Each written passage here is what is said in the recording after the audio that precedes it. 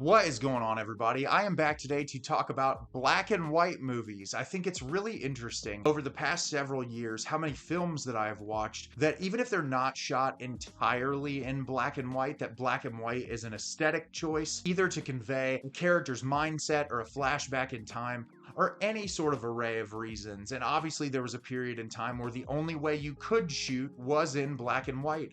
And so now, when black and white is chosen, it's an aesthetic choice. As someone who went to film school, what I can tell you about black and white is it's often easier to shoot in black and white because you can really pay attention to the way shadows fall. You can really kind of crisp up the image without having to worry about all the different types of lighting equipment to make it perfect. You can really kind of experiment and get a little different with it. And so that's why a lot of people enjoy shooting in black and white. And it also looks very dynamic. I feel like it really pops from the screen. And there are a lot of people out there who assume black and white means boring, and I really can't stand those people. Honestly, I love black and white cinema. And so I thought it would be fun today not to talk about black and white totally, but movies probably post 2000, so I would call more modern films that are shot in black and white that I think are really effective, and some of my favorite modern black and white movies. And I'm looking forward to telling you about some of those today. So first up, I'll start with a fun one, and that's Tim Burton's Frankenweenie.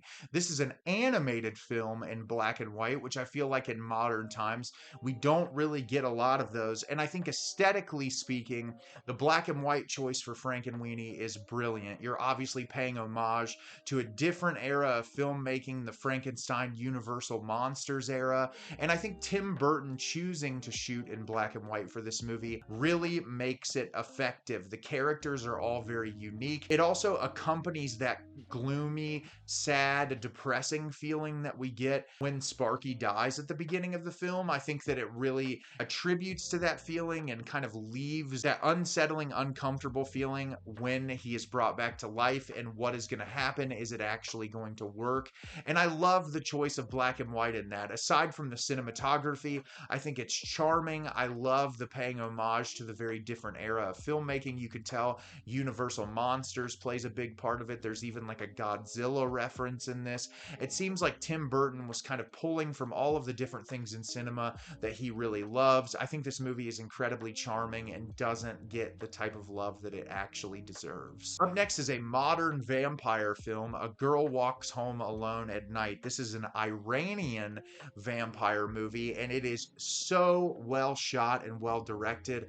I think the black and white honestly makes this feel sort of like a Western, weirdly enough. I love the way that it's shot. There are moments in this that feel like a David Lynch movie. There's really surreal, abstract sequences that just kind of come out of nowhere. I really love the way that the characters are written in this and how these two people come together and form this relationship. I love the lead vampire as kind of like a vigilante. It feels like she's just killing bad people through the movie. And in one sequence, she steals this guy's CD collection, and I really love that a lot. Music plays a very large role in this movie, and it's just a very immersive and easy to watch film that the black and white cinematography makes it so visually stunning and captivating. It's impossible to look away. I love this movie. It's one of my favorite vampire films, and I recommend it to anyone who's looking for an unconventional vampire story. Up next is the Alexander Payne film Nebraska. This is a story about a father and son who the father believes that he has won this amount of money, and the two of them take a trip together to go try to get the money, even though the son realizes that it's probably fake. I feel like the choice to shoot this movie in black and white is really interesting, and at first when I started watching the movie, I wasn't 100% sure why, but then as the movie got going and it was this road trip and it was really focused on these two people, it felt almost like looking back on an experience that you have with your parent that is so uncanny and strange and different, and just reflecting on a period in life that as unconventional as it is, that you'll never forget it. And that's what I really love about the aesthetic choice of black and white in this. There are some visually spectacular sequences that Alexander Payne does a really great job capturing, but I love the nostalgia about it and just thinking about having an experience with someone that you love, even if it's weird or out of place or doesn't necessarily make sense. It's a truly hilarious film. It's very well acted, very well shot. It was really one of my biggest surprises the year that it came out, and I think more people need to see it. Next is the film Roma from director Alfonso Cuarón. Probably some of my favorite cinematography of the past 20 years. This movie is breathtaking. Even the first like 5 minutes, the shot selections are just incredible. You can't look away how vivid and realistic everything looks. And it's a beautiful story about a maid working for a wealthier family in Mexico and all the things that she experiences and the struggles that she deals with and her relationship to the family. And it's a love letter to the culture, but it's also a critique of elements of the culture. And I think for Alfonso Cuarón, who is someone who loves where he comes from and does a great job depicting where he comes from, being able to love something but also be able to critique the things you don't like about it takes a special talent, and I think it's balanced perfectly throughout this film. The performances are some of the best in years. I absolutely adore this movie. I have a Criterion copy of it. It's a movie that I'm going to watch over and over again for years to come. Up next is the Powell Pawlikowski film Cold War. This movie is incredible. The cinematography in this film is exceptional. This is a story about two people who are romantically involved that never really get together totally, and it tells the story of their relationship over a lengthy period of time. And it's so incredible the way that these two actors are able to convey their relationship with one another through these brief sequences of meeting throughout different periods of time.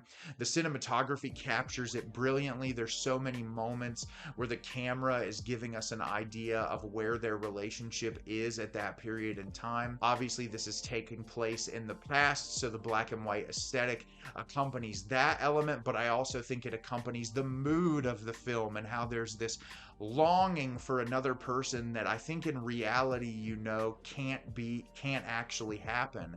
And you want it to be real, but you just know that it can't be. And I think having that black and white aesthetic over top of that makes that emotional payoff so much more and really makes you feel those things, and they resonate with you for longer. And this is a movie I've thought about a lot since the first time I watched it. It's in the Criterion Collection. It's well deserved to be in the collection. And if you've never seen it before, please watch it. It's fantastic. Up next is the Noah Baumbach film Frances Ha. This is one of my favorite films ever made. One of my favorite Noah Baumbach films. It is a coming-of-age story that I feel like is so simple in how it presents itself to you, but there's so much more under the surface. I feel like any person who has gotten to a point in their life where they want something so bad but are kind of uncertain as to how to get there can understand what this movie is trying to convey. Frances's character really wants to do something with her life. She wants to be this dancer and she wants to do these really spectacular things,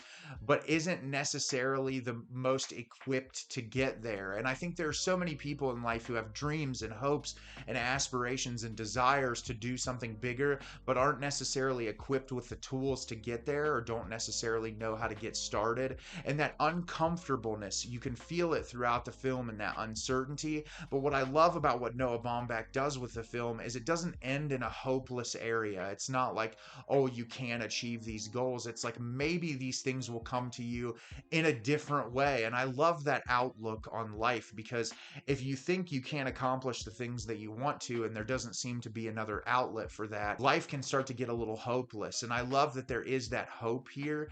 And I love that the black and white in this movie to me feels like you're looking at something with longing or like hope. And there's also that contrast with the depression and the stress of not being there in that moment. And I think that complex feeling of emotions and meeting in the middle there, that black and white accompanies that so well, and it really works perfectly for this movie. I love it a lot, and it's brilliant. It's in the Criterion Collection. I have a copy of it as well, and everyone needs to see this movie at least once. Up next is the Mike Mills film Come On, Come On, one of my favorite movies of the decade. Joaquin Phoenix's performance is amazing. I love the relationship between these two characters who are very different in age, their family, and they don't see a whole lot of each other, and they come back together in a time where they both desperately need someone else, and it is beautifully conveyed.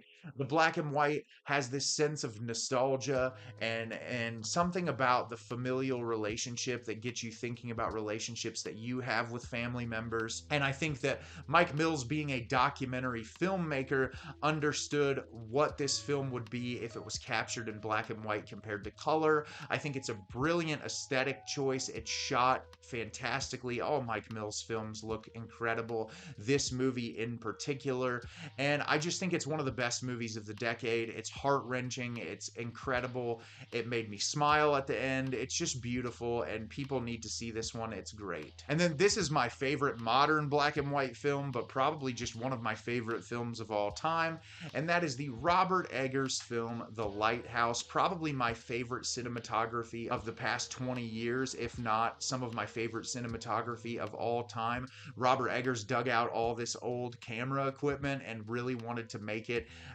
as aesthetically pleasing and accurate to this time period as possible, and he nailed it. I am 100% convinced that if you buried this film in a time capsule and someone dug it up in 200 years, they would have no idea when this movie was shot, other than if you looked up who the actors were. And there's just something about this movie that every single shot, you could take a picture of it and frame it somewhere and it would look incredible. You'd get some very strange sequences, that is 100% certain, but it is absolutely amazing. I think the black and white also accompanies the isolation and stress that this movie conveys. These two guys are put on an island to watch a lighthouse. They run out of food and supplies, and the boat that's supposed to pick them up never comes.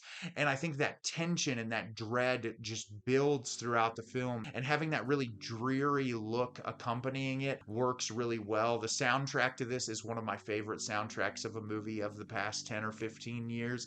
It's amazing. I play it on repeat, which people probably think I'm nuts because it's a lot of wild noises and it's really surreal and abstract, but it is just a absolutely brilliant film. Willem Dafoe, in my opinion, was snubbed, not getting nominated for a Best Supporting Actor. He gives the performance of his career in this film, just absolutely amazing. And if you've never seen The Lighthouse, please watch it. It is amazing. What are some of your favorite modern black and white films? Let me know in the comments. These are just some of the modern black and white films that I love, and I'm always looking to add more into my rotation. As always, if you can like the video and subscribe to the channel, helps me out a lot and lets me know the type of content you're looking for. I'm always putting out new material and look forward to getting more out for you in the near future. And as always, everyone, thank you so much for watching and have a great rest of your day.